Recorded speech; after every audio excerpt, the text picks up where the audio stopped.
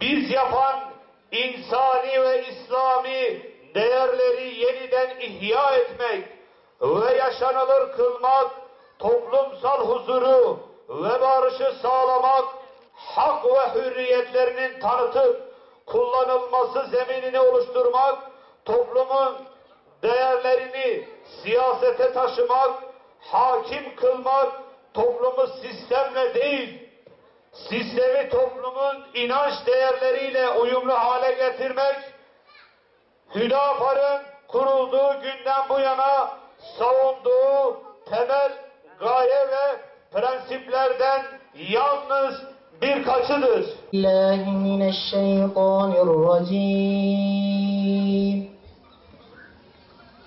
Bismillahirrahmanirrahim. لقد صدق الله رسوله الرؤيا بالحق. Geçtiğimiz hafta Diyarbakır Kongresi'nde bir grup genç adına yazılmış ve kongrede bana gönderilen bir notu müsaadenizle ben burada okumak istiyorum. Biz gerektiğinde Yusuf olur zindana gideriz.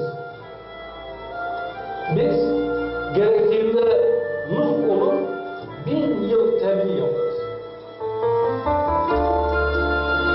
Nuh deseler, peygamber demeseler, biz gerektiğinde Eyüp olur, sabır gösteririz.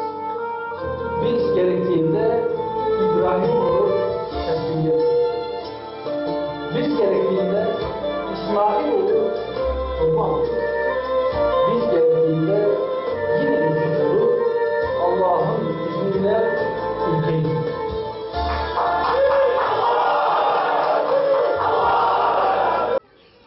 Başvuru süresi 1 saattir. Bilgilerinize arz ederim.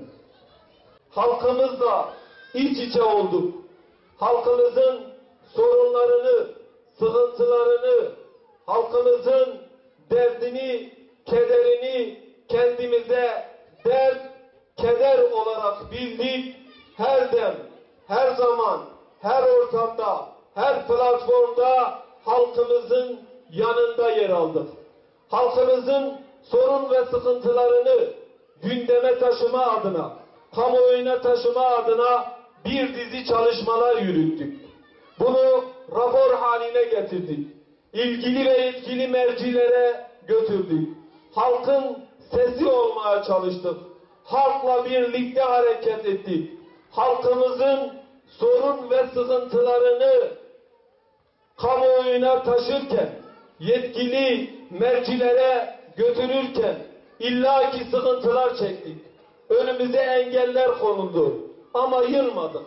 Vazgeçmedik. Vazgeçmeye de niyetimiz yok Allah'ın izniyle. Ve halkın yanında her zaman olmaya da söz verdik. Kardeşler, malumunuzdur ki bizler hem basınla hem kamuoyuyla paylaştığımız bazı raporlarımız oldu. Özelde Ağrı'mızın sorun ve sıkıntıları için Ağrı'mıza gerekli hizmetin verilmediğini, Ağrı'mızda bir hizmet sorununun olduğunu, Ağrı'da bu sorunun bir anlayış haline getirdiğini defalarca dile getirdik. Yetkili kapıları araladık. Yetkili kapılara gittik. Yetkili şahsiyetlerle görüştük. Ama ne yazıktır ki hala halkımızın bu sorunlarına bir çözüm üretilmemiştir. Ağrı'daki kardeşlerimiz bu sorun sıkıntıları çok iyi biliyorlar.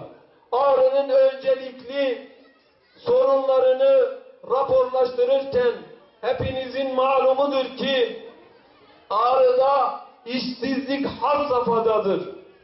İş ve İşçi Bulma Kurumu'nda aldığımız verilere göre nüfusu 120 bin olan Ağrı'nın merkezinde Ağrı İş ve İşçi Bulma Kurumu'na 65 bin müracaat vardır.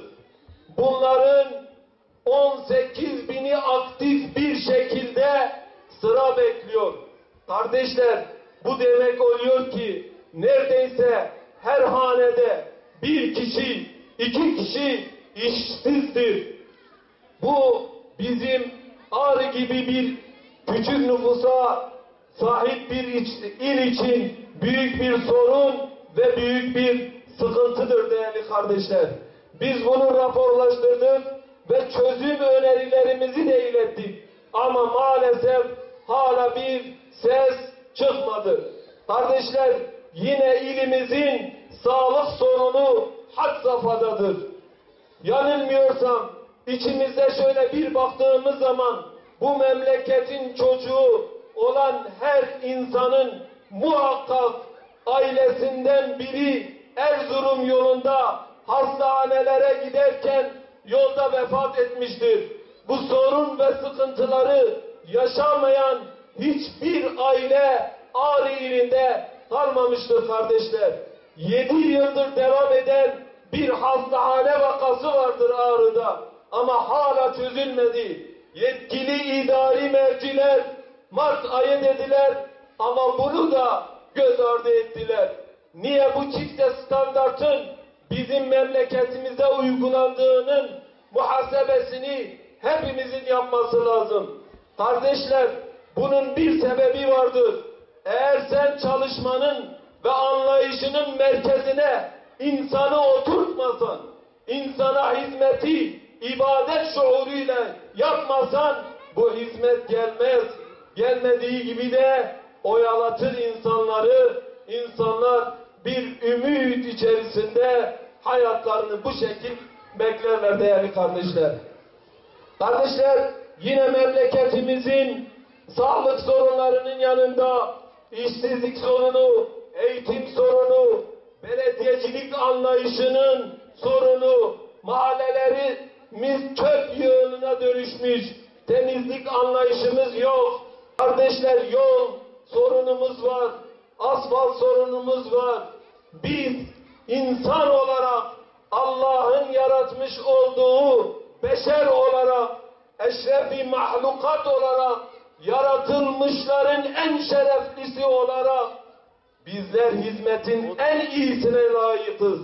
Bundan dolayıdır diyoruz ki bu anlayış Hüdapar'dadır. Hüdapar bir insani harekettir. Hüdapar evrensel bir harekettir. Hüdapar ibadet şuuruyla çalışan kadroların bir araya geldiği bir harekettir. Hüdapar inşallah Teala siyasete yeni bir ivme kazandıracak.